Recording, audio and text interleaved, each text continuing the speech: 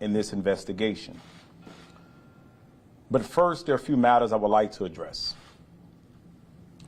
Under my leadership as your Chief of Police of the Baton Rouge Police Department, excuse me, has been embracing transparency and accountability from day one. We've done so because I believe in those values, in those virtues. The people we serve need to know that we are working every day to be the police department our community deserves.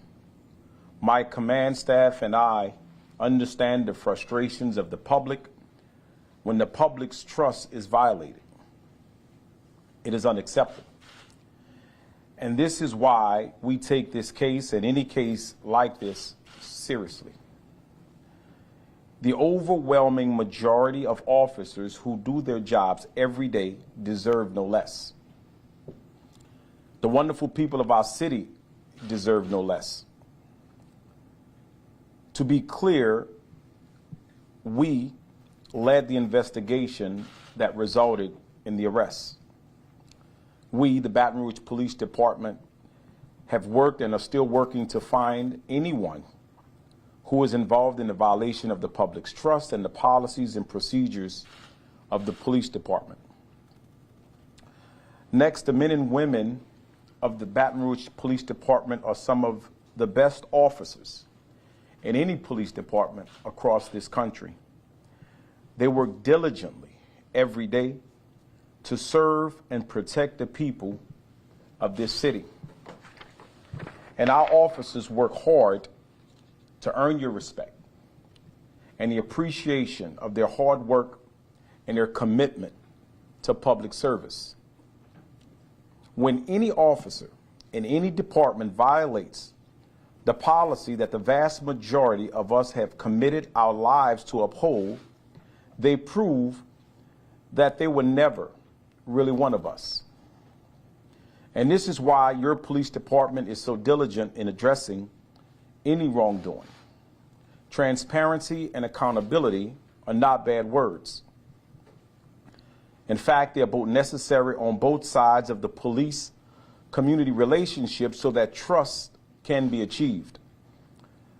Baton Rouge, don't let the actions of a few, of a couple of rogue individuals, force you to lose faith in the majority of our officers who want to get it right for you.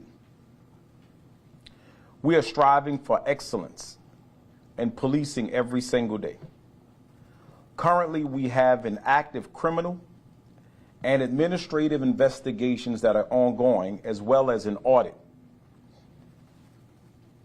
We made contact with our federal partners when we first began our investigation, and we are keeping them updated on all developments in this case.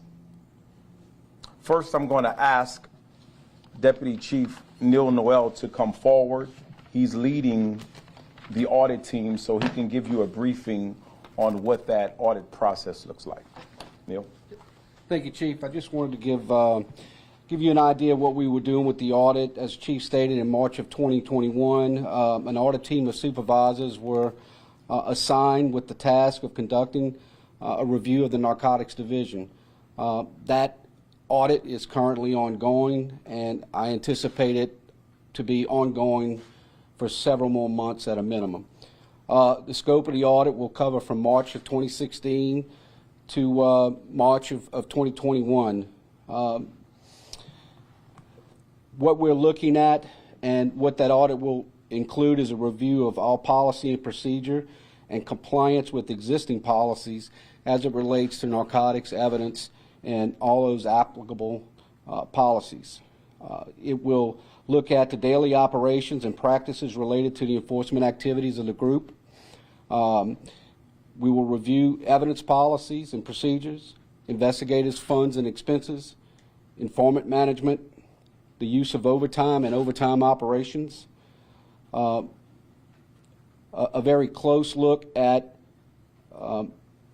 all arrest reports, search warrants, and body cameras used by those officers and 25% of the officers on that squad, as well as a look at how the division coordinated with and worked alongside our local, state, and federal partners, as well as with divisions within our own department.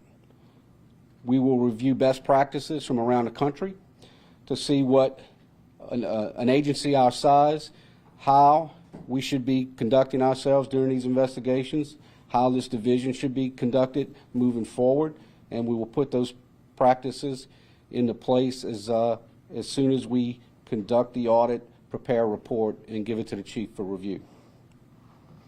Myron?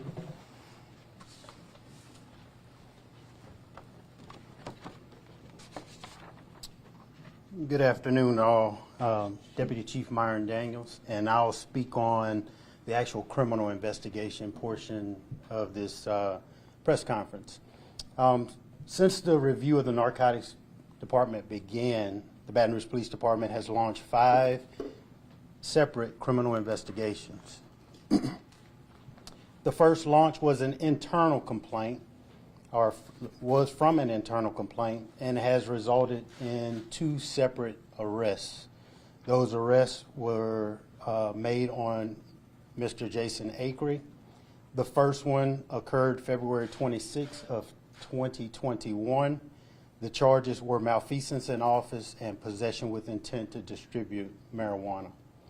The second arrest in that case was made April 14th of 2021, and it was for obstruction of justice. Since then, the audit team found some irregularities during their review and reported it as well. An investigator was assigned to investigate that case, and as of today, an active arrest warrant was issued for the arrest of Mr. Acree again. The charges associated with that case are false statements in affidavit as perjury, filing or maintaining false public records, and the third, malfeasance in office. We are at this point, we have notified Mr. Acree, and he will be turning himself in shortly. As I said, there were a total of 5 cases associated with the criminal investigation. The other 3 cases, I won't go into specifics because, as I mentioned before, it'll just out of abundance of caution, they are actively being investigated, and we do not want to harm or interfere with those investigators' cases at this time. And from here, I'll bring up Attorney Dietrich Moore, who was, as we stated before, one of the original complainants in this case. Mr. Moore. Thank you, Myron. We are simply here to keep the fingers on the pulse of accountability and transparency. Our office, Mr. Ron Haley and myself, had the pleasure of working with Chief Paul from its inception. What many don't have an opportunity to know is that during its inception, Chief Paul allowed us to meet with himself and the top brass. This matter was immediately turned over to the FBI. Because of our history of taking some of the high-profile cases in the city, we've had the pleasure of being able to not only work with the staff just on this particular occasion, but the opportunity in this particular situation to go directly to the chief, and it was handled accordingly. We thank the chief because we believe today that Baton Rouge is a safer place.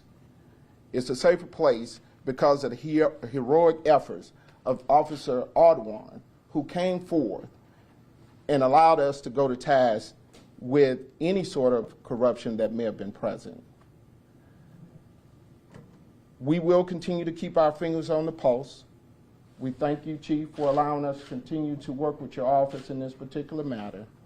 We look forward to everything that is to come in the future. And again, I'd like to say thank you for allowing us to be a part of the process. Thank you.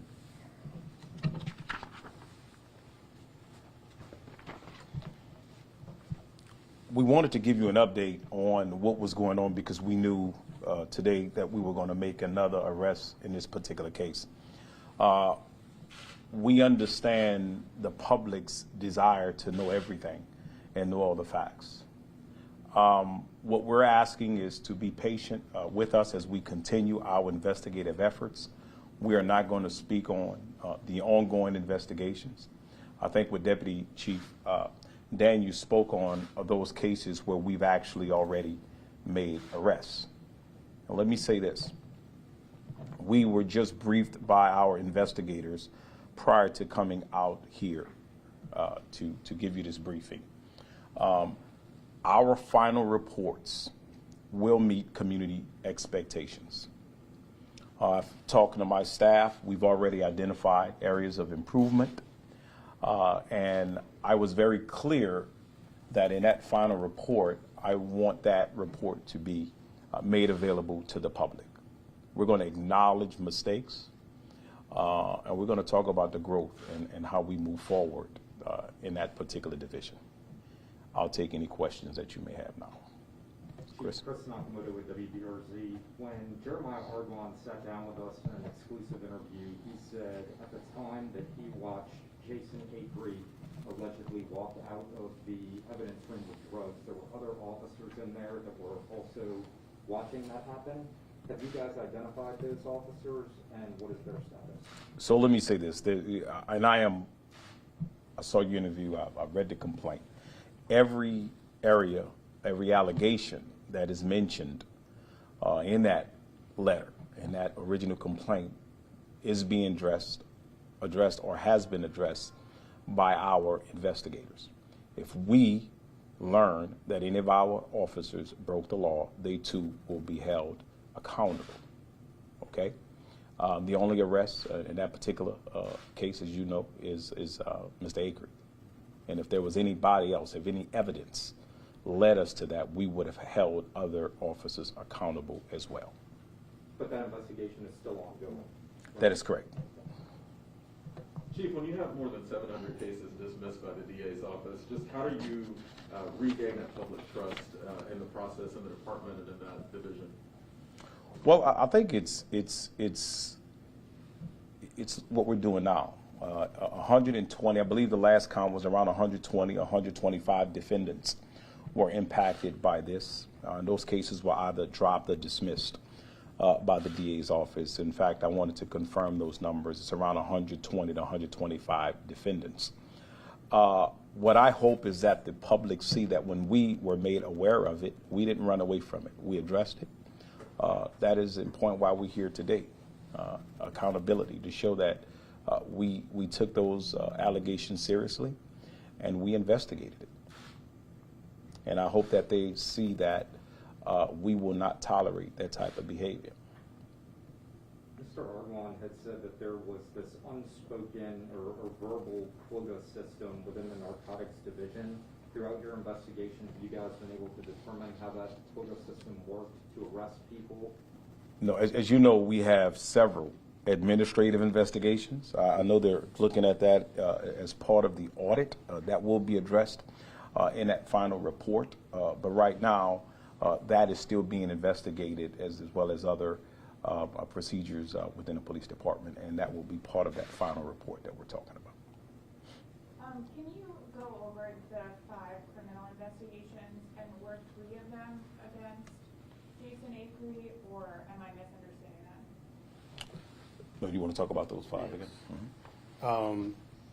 Again, I can openly talk about 2 of them because we are at the process of where we wouldn't interfere with the investigators' actions. The other 3, I will not go into specifics on as it relates to it, but there are 3 active investigations currently ongoing right now.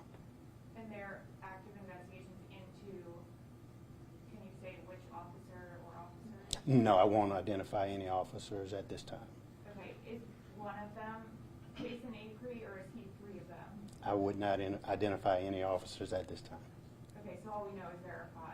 There are 3 additional active investigations going on relative to things that have been discovered during this process. Yes, sir. The 4 supervisors who were over narcotics at the time that were transferred to uniform patrol, are they under any sort of active investigation at this time, or are they just free to just move to uniform patrol and do their jobs? I think the chief, as he spoke on the last question, that all allegations are being looked at this time, and there are numerous investigations, both internal or administrative and criminal, going on at the same time. Yeah. Chief, I know there were some reassignments in that narcotics division. How, if at all, has this hampered the work of the narcotics division, since there's been such a microscope on that division and so many changes? Yeah, well, we immediately knew that we needed to make those changes immediately because of the allegations. That's why we put together an audit team of supervisors that are being headed by Neil Noel. So those operations were suspended immediately, and we put new personnel in there, supervision, who are actually helping our audit team and our investigators as well in the process. We're confident that those individuals who are handpicked to lead these investigative efforts are going to submit a report that will meet, like I said earlier, those community expectations. And that also includes some training pieces. We identified some potential training deficiencies, training that we want to make sure that all of those involved have as we move forward as a police agency. So to piggyback off that, are other divisions taking up the slack now that most of the narcotics division is out of commission? Or like what's going on with drug arrests? No, so we have a street crimes division that historically there are a uniform division, and they work low-level narcotics activity. I get complaints from the community about specific areas, and that's forwarded to our street crimes division, and they follow up on those complaints and investigate it. So that's still being done. In our talks with Ardalan, it sounds like when they would go out and they would just go randomly stop people, he said that they were stopping people without probable cause, literally just going after anyone. If they had anything small amount of marijuana, they were going to jail. Has there been any sort of instruction on the type of cases that officers are working? Are they told that, hey, we want to go after some of the bigger, heavy hitters in Baton Rouge, or what? So, when my team and I first came in office and we began to look at where we're moving as an agency, we were quite clear on what our expectations are when it comes to the type of cases that should have been worked. We don't care about numbers, we care about quality. We believe that those investigative efforts should be focused on those groups, organizations, and individuals who are involved in violent crime and narcotics trafficking, and that they should focus on disrupting and dismantling those organizations, that it should not be on those individuals who are suffering from addiction. And we made clear early on that's what our expectations were, and I think you'll see that that focus will never be veered away from, again, as it relates to the policy and the goal and vision of our narcotics division. Do you have any guesstimate on when Acre is going to turn himself in today? I have no idea, sir. I have no idea. We talked a little bit about the community piece. What message do you hope this sends to officers, both the ones who want to come forward and the ones who may be involved in wrongdoing? Well, let me be clear. Look, we don't get this far without police officers cooperating. Let me be clear about that, okay? It was our detectives who went out there and investigated this and are actually helping us with our investigative efforts. What I hope the community sees is that we take these allegations serious. We expect all of our police officers to hold those values. And let me say this again. We have more than 800 employees at this department. Over 600 are police officers, and we're talking about a couple right now, okay? The vast majority of the men and women who come here and wear this uniform, they believe in those values. And the last thing a good cop wants is a bad cop next to him, because they make us all look bad, okay? So I believe that the men and women of this police department uphold those values of loyalty, duty, respect, honor, integrity, and personal courage. And we're going to continue supporting those while we continue to investigate those who no longer deserve to wear this badge, okay? It's going to conclude this, this conference. Thank you.